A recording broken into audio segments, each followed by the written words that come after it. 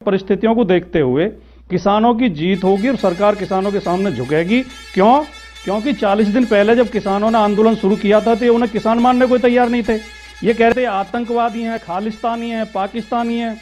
फिर इन्होंने किसान मानना शुरू किया तो कहा मुट्ठी भर किसान हैं। फिर किसानों की ताकत दिखाई दी। अब आज कम से कम इस स्थिति में तो आ गए हैं कि ट्रैक्टर को ट्रैक्टर मान रहे हैं, उन्हें पाकिस्तान के टैंक नहीं बता रहे।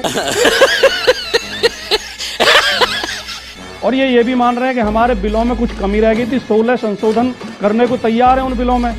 और तो ये 2-4 दिन और रुकिए, इतने बिलें भी वापस लेंगे।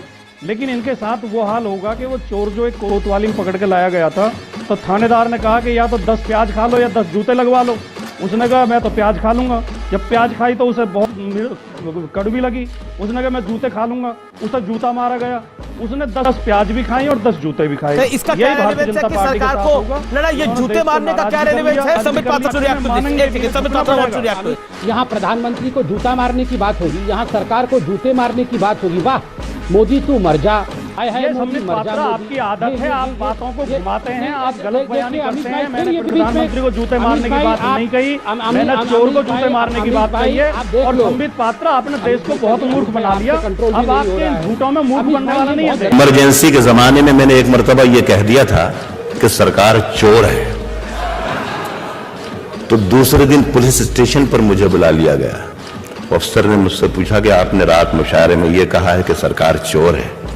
मैंने कहा जी हाँ, ये तो कहा है कि सरकार चोर है, लेकिन ये नहीं कहा कि हिंदुस्तान की सरकार चोर है, कि पाकिस्तान की सरकार चोर है, या अमेरिका की सरकार चोर है, या बरतानिया की सरकार चोर है।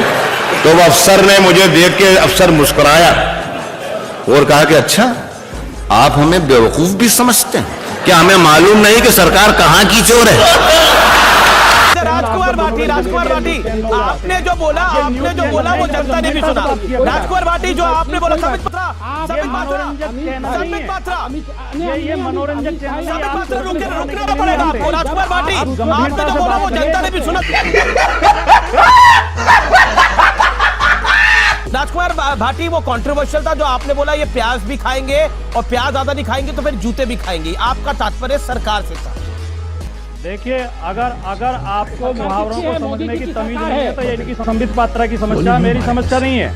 अगर इन्हें हिंदी के मुहावरे कहावतें लोगों को समझ में नहीं आती तो ये संबित पात्रा की समस्या, मेरी समस्या नहीं है।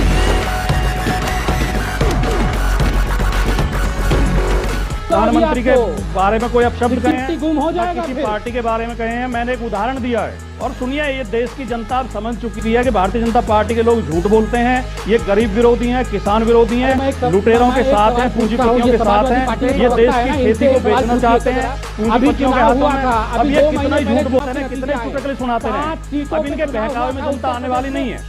हम तो बस ये कहना चाहेंगे विनम्रता के साथ, माननीय संबित पात्रा जी हमारी बात माननीय मोदी जी तक पहुंचा दें। जनता को आप मूर्ख समझना बंद कर दीजिए। इस प्रकार की बचकाना बातें किसी के गले नहीं उतरती, लोग मजाक उड़ाते।